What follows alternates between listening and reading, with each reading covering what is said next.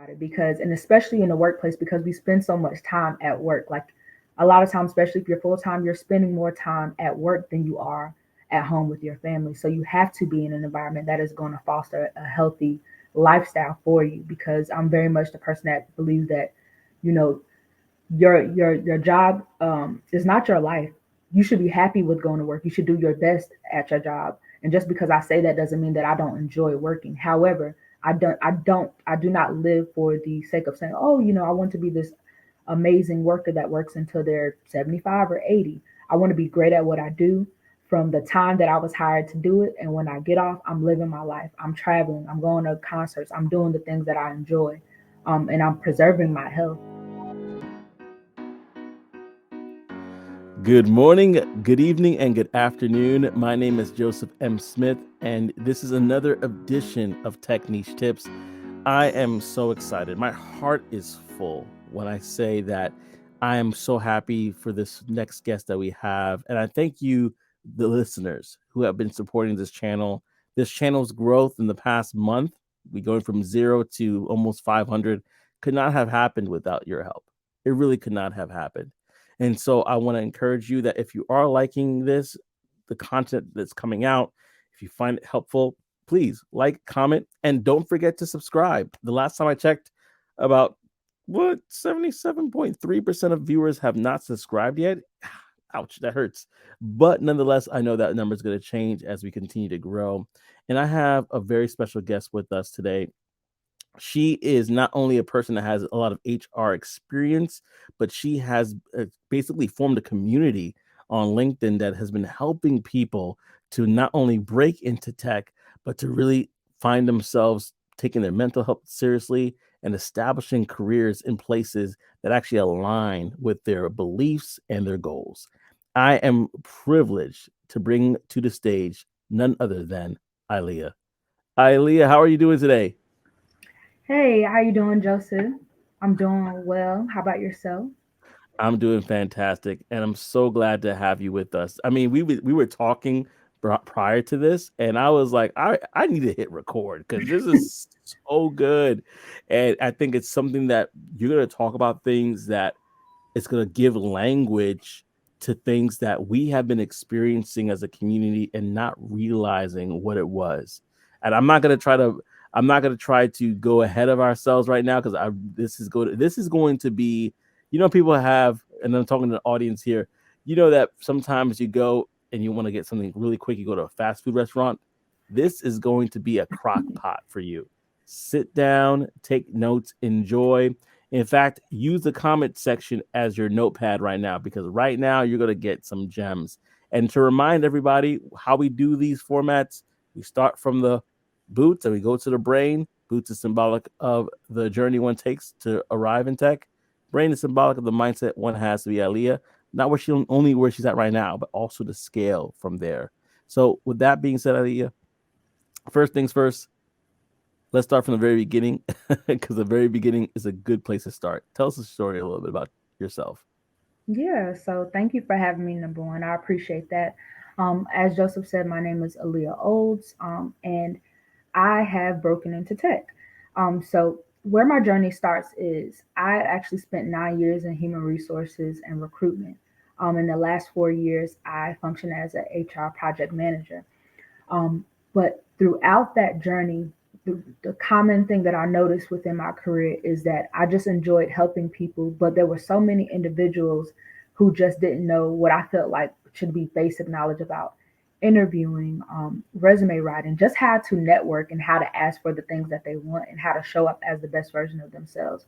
So quite selfishly, like one of the reasons why I joined, like why I wanted to be a recruiter or get into human resources was because I wanted to help more individuals that look like myself or look like Joseph get careers that are high paying careers.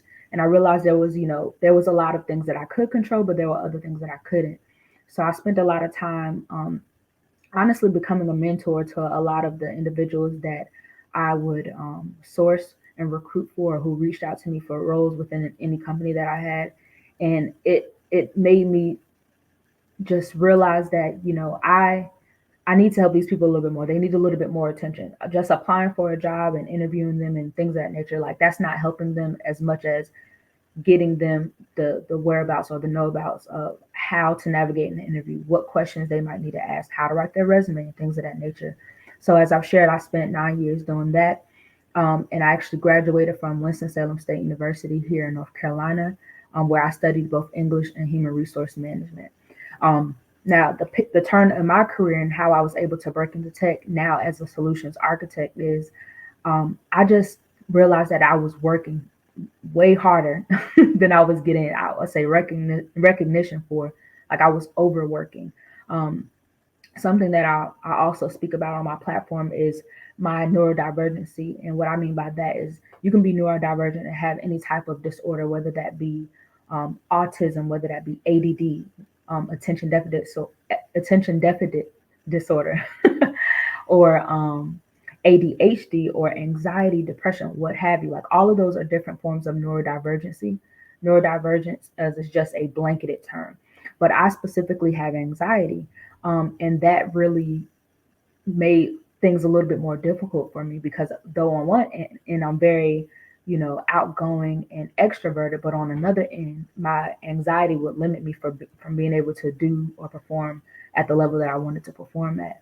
Um, so I realized that that neurodivergency also made me want to like made me overachieve. I always feel like I wasn't doing enough. And the industry that I come from or that I came from is one of those industries where it's like, okay, you did this now. Like, what else can you do? What else can you do next? What else can you do next?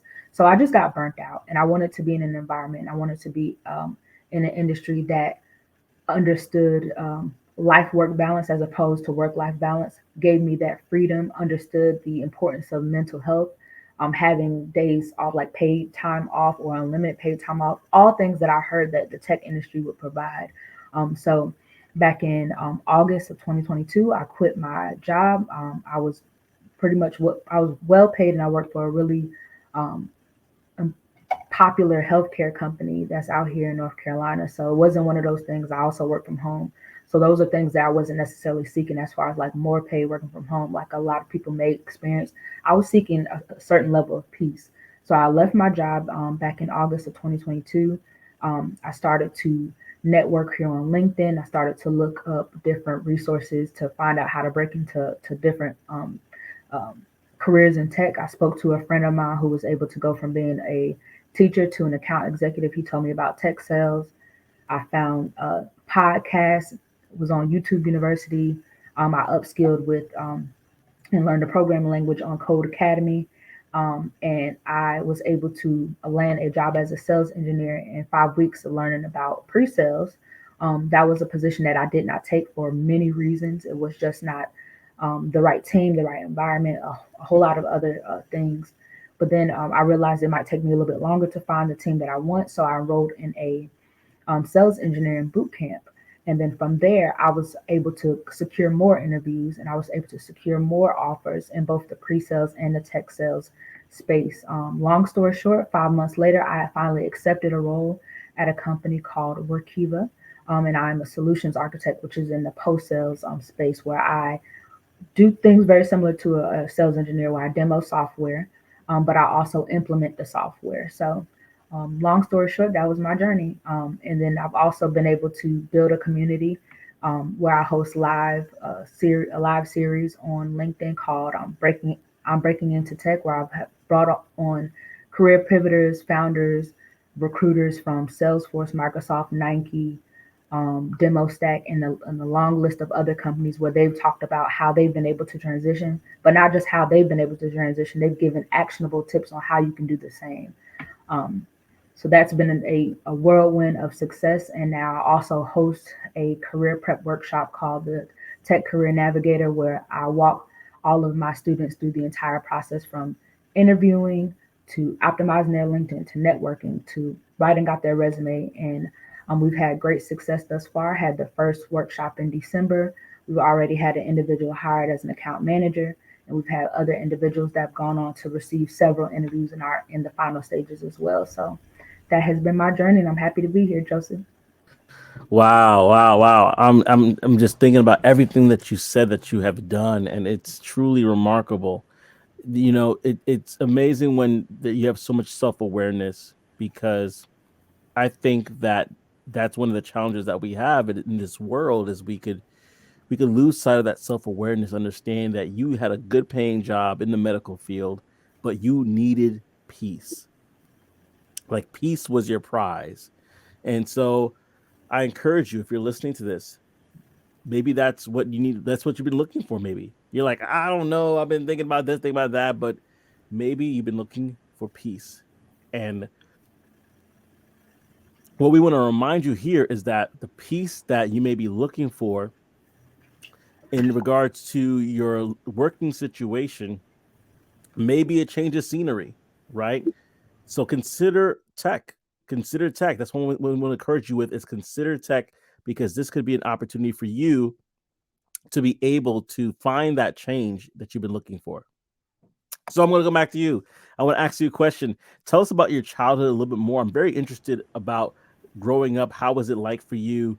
Especially you talk about um, different things you experience with being neurodivergent. Is that how you pronounce it? Is that Correct. correct? Yes. So can you talk a little bit about your childhood growing up and your experiences there? Yeah. So originally I'm from Newark, New Jersey, but I grew up in Durham, North Carolina. I don't live in Durham, North Carolina anymore. But that's where I spent majority of my childhood. And I grew up with a single parent. Now, my mother was a nurse, and she worked in the medical field, of course. So full circle there. I was on the administrative side; she was on the clinical side. But my mom, like, I had a pretty great childhood. Like, I have an older brother. He's about almost 8 years older than me, but we are very, very close. And we didn't really want for anything. Like, even though we only had one parent, um, you know, and both of our experiences with our fathers, like his father died from being in the military, and then my father died. So that was one of those things. It wasn't a situation where we were just grew up in a single parent home because our fathers did not want us. It was just by chance. But my mother, she was just very, like, she was just a grinder, go getter. And I think that also impacted her, and that and made me look at life a little bit different. So the reason why I say that is because I feel like you can learn from people without going through the same things that they go through. So when I was graduating elementary school, my mother suffered from a brain aneurysm where she became incapacitated essentially, and she was put into ICU, and I think she was in a coma for almost like 2 months. So this was happening, like, I remember having my fifth grade field trip, like the graduation field trip, and literally the next day she was going being rushed to ICU.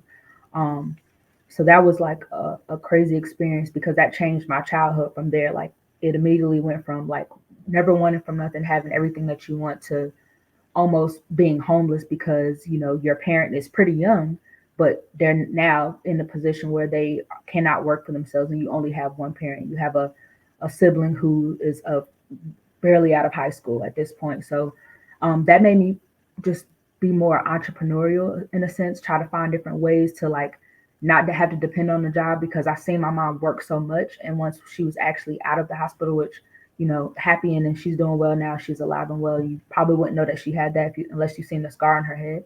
Um, but learning, like, what caused that was just my mom was overworking. She was stressed, right? So I've always associated with overworking, like working too much and working for people at a very young age with, like, death, unfortunately, like, in stress. So I said to myself as a young child, I was like, I'm going to try to find ways to where, like, I can not work like, I don't have a desire to work till I'm like 75. Like, that's not a thing. That's never been a thing. I'm going to try to find ways where either I'm not working for anybody, or if I am working for somebody, I'm working in an environment where I I still have my life. I still have my peace. Even growing up, I remember a lot of the my sporting events, my dance recitals and whatnot. My mom would come to them, but most of my sporting events and my dance recitals, my brother was at more so. My aunts or uncles were at, because my mom worked so much. And I remember having that thought as well, like, oh, I want a job that, where I can still be very active and be very present in my children's life. So, um, yeah, so that was my childhood. Um, and when I was graduating from college, I actually had an uncle who also suffered from a brain aneurysm, but he passed away. And I associated that with stress as well, or anxiety, right? So obviously that runs in my family, a high level of anxieties, right? Um, and it can be heightened if you put in yourself in situations where you're not going to your mental health is not going to be taken serious. And this is something I'm super passionate about, especially as a woman of color, a black woman, or just people of color. We do not, for decades now, honestly, we have not talked about the importance of mental health and mental clarity, and just any of that in our community. It was very taboo. Um, but we need to talk about it because, and especially in the workplace, because we spend so much time at work. Like a lot of times, especially if you're full time, you're spending more time at work than you are at home with your family. So you have to be in an environment that is going to foster a healthy lifestyle for you, because I'm very much the person that believes that, you know, your job is not your life. You should be happy with going to work. You should do your best at your job. And just because I say that doesn't mean that I don't enjoy working. However, I do not live for the sake of saying, oh, I want to be this amazing worker that works until they're 75 or 80. I want to be great at what I do from the time that I was hired to do it. And when I get off, I'm living my life. I'm traveling. I'm going to concerts. I'm doing the things that I enjoy. And I'm preserving my health. Um, because even so, I had a situation I was telling you off camera with my ex fiance. Like he suffered from um, a work related trauma during the whole situation with Ahmaud Arbery and that whole trial. He was basically being harassed at his job by gentlemen who looked a lot like the gentleman who hunted down Ahmaud Arbery. And because he was working for a smaller company, he did not feel safe with going to human resources. Though his fiance worked in HR and was trying to coach him, he suffered a mental breakdown.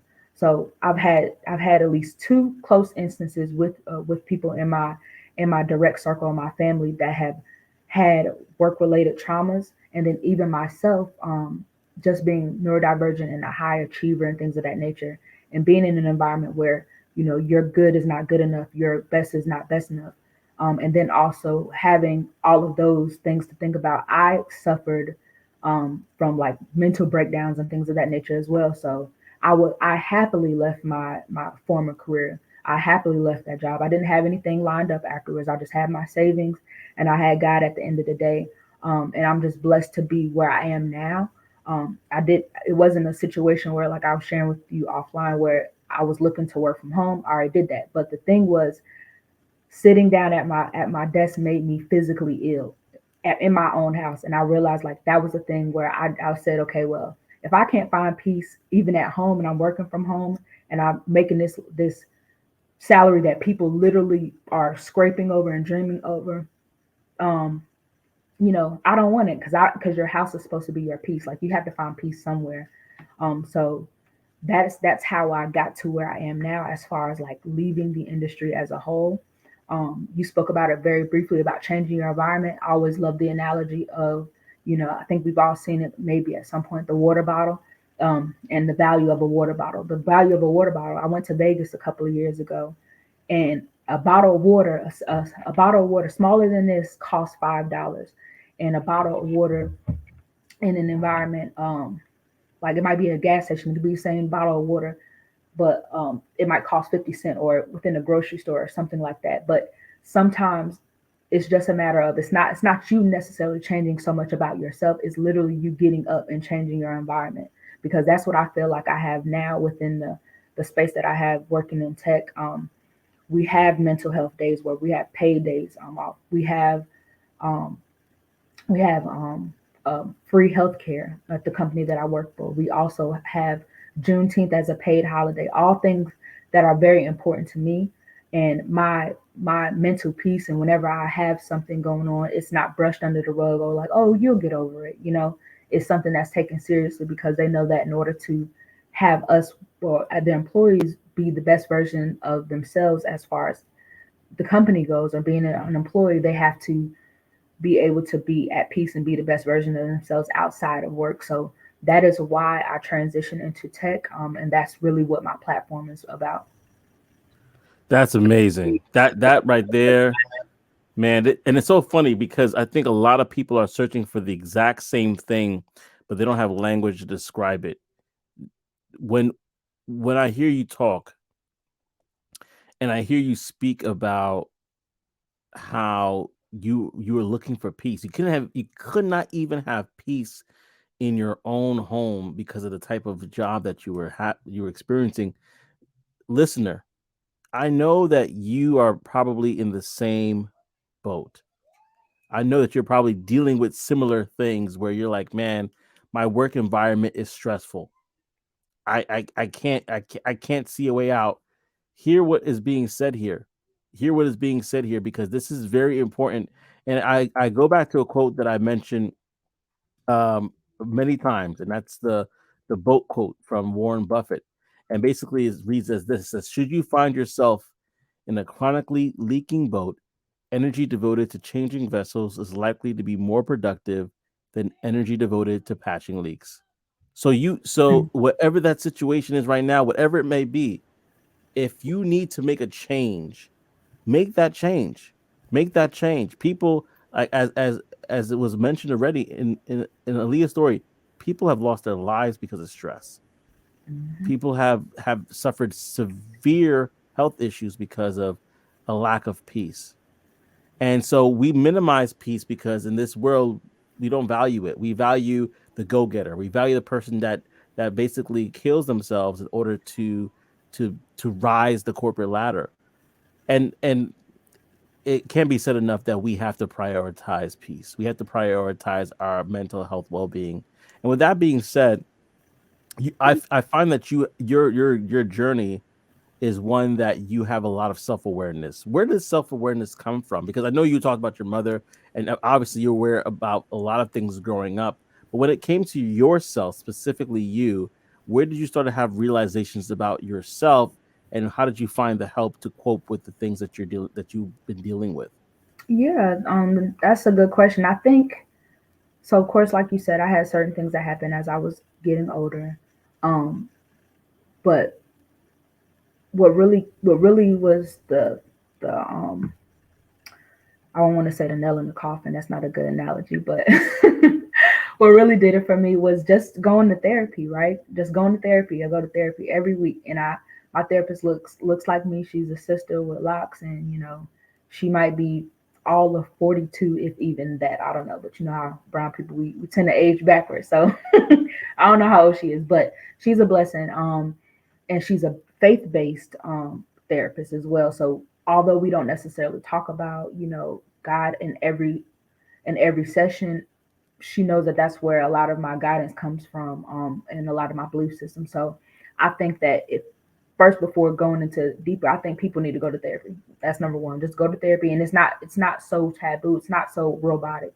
It's literally you having a conversation with somebody who's speaking to you from an unbiased standpoint, and it helps when you find people that look like you. So I found my therapist on therapyforblackgirls.com, but I also refer my friends to therapyforblackmen.com because it's going to give you a directory of therapists that are in your network that look like you and can talk to you about the things that you're going through, whether you want to go in person or virtually. So I think that really did it for me, because had I not started going to therapy um, consistently for like the past 2 years, um, I don't think that I would have had the courage to move in the way that I did, or I would have been as self aware that, oh, this is not just happening to people around me, this is happening to me as well.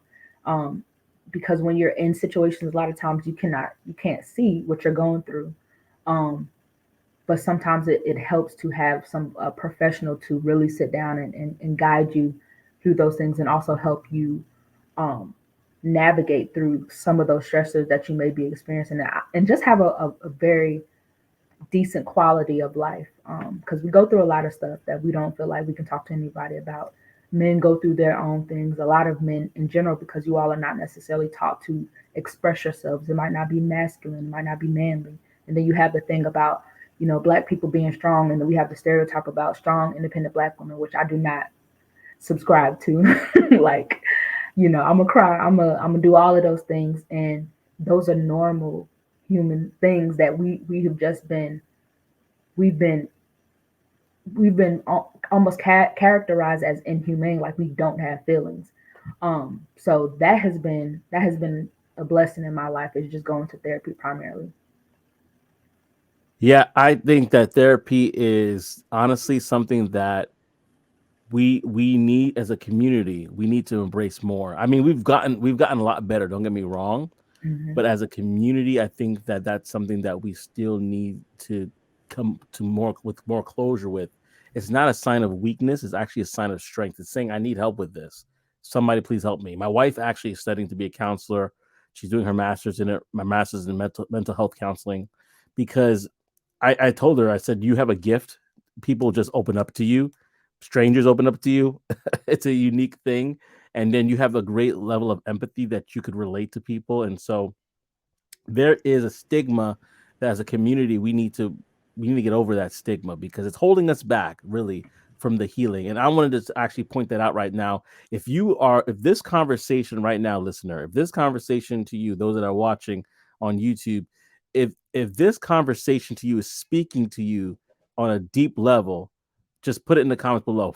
Just put it in the comments below. Say exactly what it is that you're feeling right now. If you feel comfortable, just say like, man, like this is speaking to me in this way, or this is speaking to me in that way.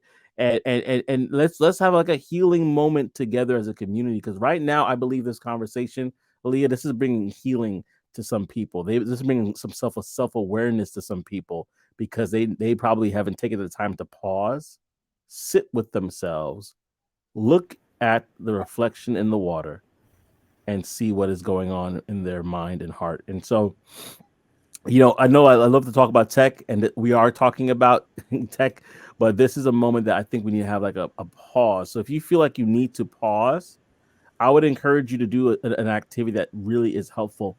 And that's basically just sitting for 2 minutes in silence. Your eyes are closed.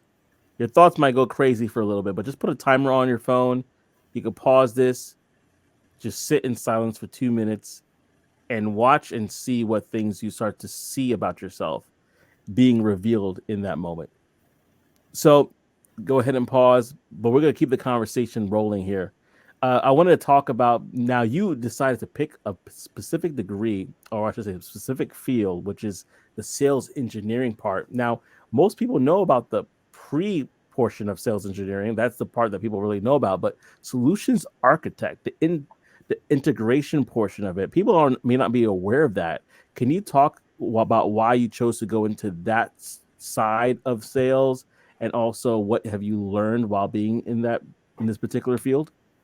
Absolutely. So first, thank you for giving everybody the opportunity to pause and reflect. I think that's going to be extremely helpful for people just to have that awareness of self, and beautiful thing. But to answer your question, so most people know about tech sales, right? Where you are situated as a sales development representative, and then there's also account executives in tech sales.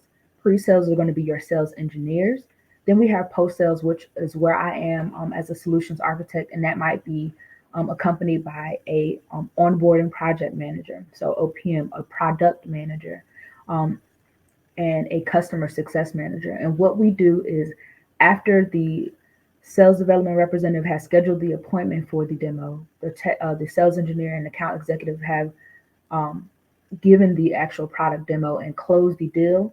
The client says, okay, we want to buy your product. Now it's up to the solutions architect and their team to actually help that client implement their data into your company's software. So that is what I do. So it is a combination of, you have to have very great soft skills, just as you would in all sales related roles, because we are client facing to an extent.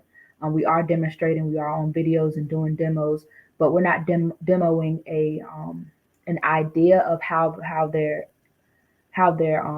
platform will work, or how their software will work on our platform. We're actually taking their true data, and we're moving it from whatever system that they have, or even as simple as a spreadsheet from Excel or what have you, and we are implementing it into integrating it into our software, and then we're teaching them exactly how to use our software with their true data.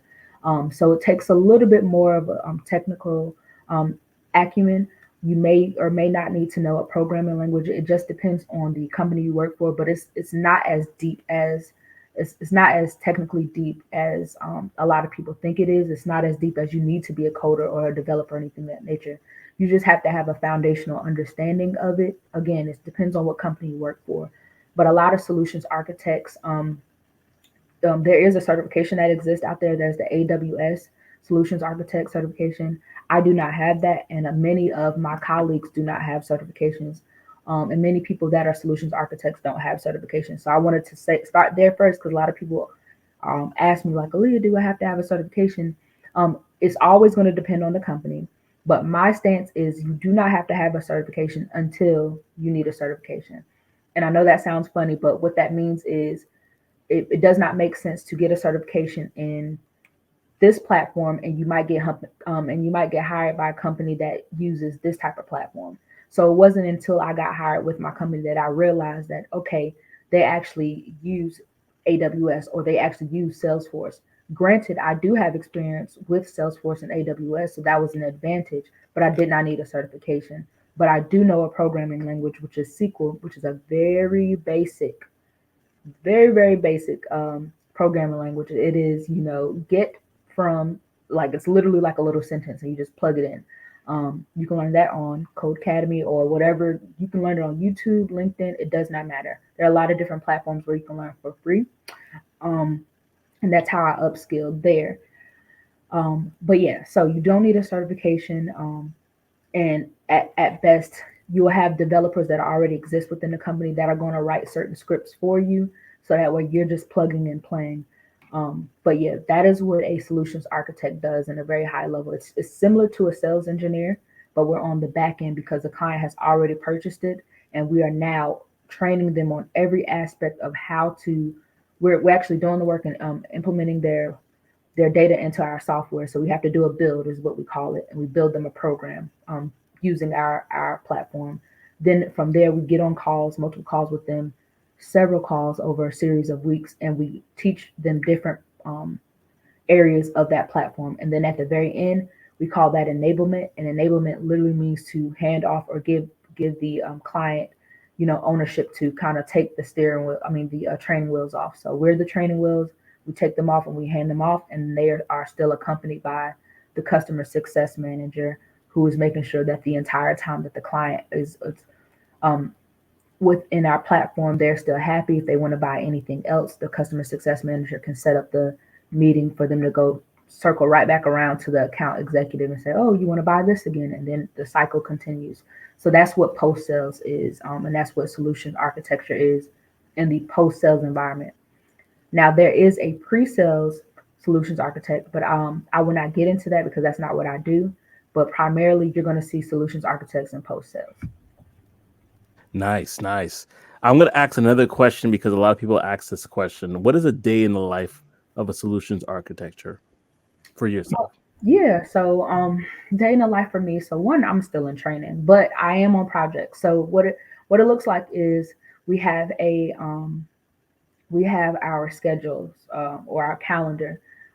It can be a lot of meetings. So you might have team meetings where you're learning about a new implementation that you may have to do or a new upgrade that's coming from the product team, and you take notes and whatnot. You may have different trainings that the team or the company does as a whole, or the solutions architect team does as a whole.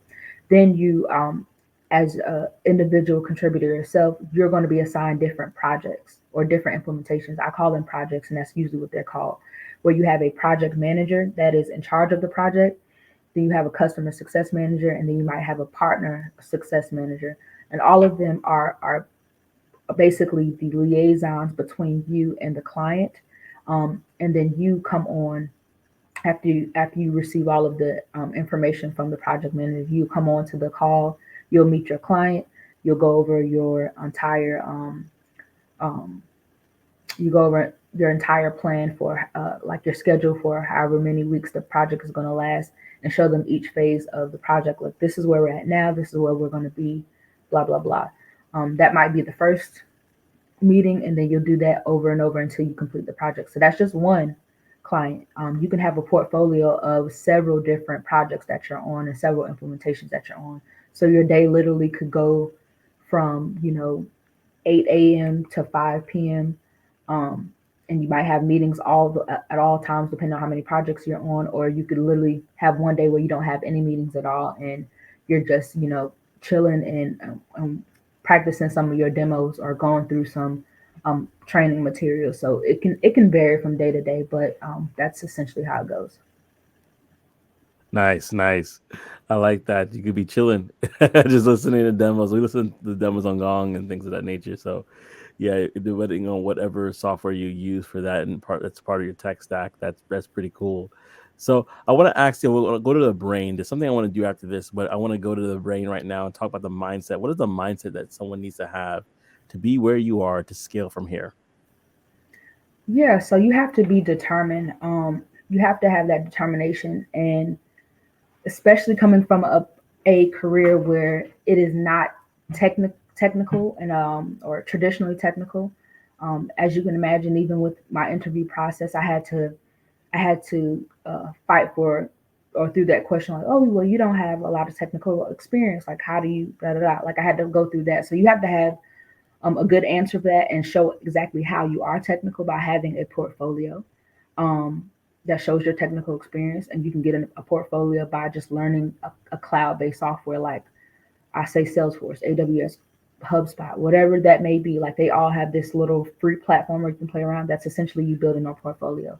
Um, and there's other things where you can build a portfolio like a GitHub.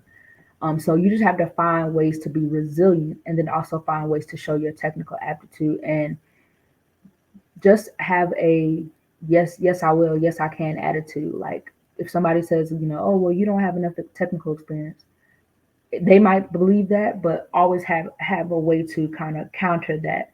And if you can't get through that, go to the next one, go to the next one. So I would say you need to start there first. But then it goes back to you just understanding what your true values are. Like, what is your why? I go back to that all the time. What is your why? Like, that's what drives me every single day, is understanding my why, and understanding even when I feel like I'm challenged, I'm too challenged at some point where I'm a little nervous or I might have imposter syndrome. I go back to my why, and I go back to why I was hired, and it reminds me of that I need to be here because I prayed for this, and I do have the skill set. So don't second guess yourself, and if you do second guess yourself, take a moment to self reflect. Find a mentor, find a therapist, find somebody who can speak life into you, and make sure that you also speak life into yourself. And then I believe that you'll be able to be successful with that mindset, as long as you also implement some of those hard skills as well. So that is it. I just want to encourage you, family, today. I don't know what negative words have been spoken over your life, but I want you to know and walk in peace, walk in joy, walk in these things, speaks positive things over your life, and remove the negativity out the way. I mean, this is going to hopefully be healing for a lot of people. Ilya, I know that what you said has actually caused me to pause and think about, man, what trauma, what experiences have I experienced that might be affecting me. I know, again, this is supposed to be about tech, and we did talk about tech, but in moments like these, we also have to pivot a little bit and remind ourselves that as important as tech is, our mental well-being, our physical well-being, those are infinitely more important. If I was to say right now to you, I will, but to you listener, that you listening, if I say I'll give you $10 million right now, but you would have to give up your life to get that $10 million, how many people would actually say yes, I'll take that $10 million? Not a lot of people. Not most people like, keep the money. I want my life. Hmm. And that's how important our mental health is. We want to make sure that we realize that our health, our mind, is worth more than all the money in the world. So, with that being said, I actually want to leave some time for you to actually promote anything you're talking about, some templates and things like that, off script, offline. You want to talk about some other resources you have before we go? Absolutely. And I also want to add one thing to that. Um, You can have both in tech. That's the thing. You can have Yep. peace and you can still have the money. So I had the money, I had the work from home, whatever, all those things, but I did not have peace. But I have all of those things and more now that I'm in the tech industry. So I want to encourage you all to understand that you still can have those things so long as you make it your intention to seek that from whatever company you decide to join. Absolutely. Absolutely. So glad you said that. So glad you said it. Brought it right around full circle. Yeah. But yeah, as far as anything that I'm offering, so people can reach out to me on LinkedIn. You can search Aaliyah Olds. You can also search I'm Breaking Into Tech. That is a community that I have where I feature live individuals live from different tech companies that talk about their experiences and how they've been able to transition. As far as resources that I have for job seekers, I have digital resources that people can purchase. Is very inexpensive. Most cost under $10, and they include resume templates. Same resume that I use. A lot of my students have used to land interviews, and also thank you email templates that I have used, and a lot of my students have used that has always guaranteed them at least the second interview. Um, that is available on my page. If you just click the link that says available resources, you'll see a list of different resources there, as well as different replays from free workshops and live series that I've had. I also host a career prep workshop called Tech Career Navigator. You can also find the link for that in my bio by clicking that, and you can add yourself to the waiting list. It is a very intimate setting where I walk all of my students through the entire cycle of interview prep, resume building, LinkedIn optimization, mock interviews, and networking as well. So we've had a gentleman, as I've shared before, that has already gotten hired, and we just had the workshop right before New Year's. And we have other students as well who have been able to make it into the final rounds of interviews, and they're still interviewing right now. So a lot of success there, very affordable as well. The goal is to give everyone an opportunity. We have tech boot camps, and I don't teach you how to be a sales engineer or a sales development representative or solutions architect. I teach you how to market yourself, because that's the first sale that you need to be able to make. You need to be able to market yourself, and from there, a lot of my students have went on to build brands for themselves, like myself and like Joseph, which is also another stream of income that you can have by being a coach, by being a content creator. You are the first sale that you need to make. So that's what my workshop and platform helps you achieve. This is great. This is great. So reach out to her. She's a tremendous resource, and we're so glad that we have you with us. This was really helpful and therapeutic for a lot of people. I think there's going to be healing that comes from this episode in ways that we will find out from the comment section below. So if this has been in any way healing, helpful, whatever it is, write it down in the comment section. Like, of course, comment, and of course, subscribe. I definitely want to see you here. And like always, I always say, thank you, and I hope to see you on the other side. Take care, family. Thank you for having me. Absolutely.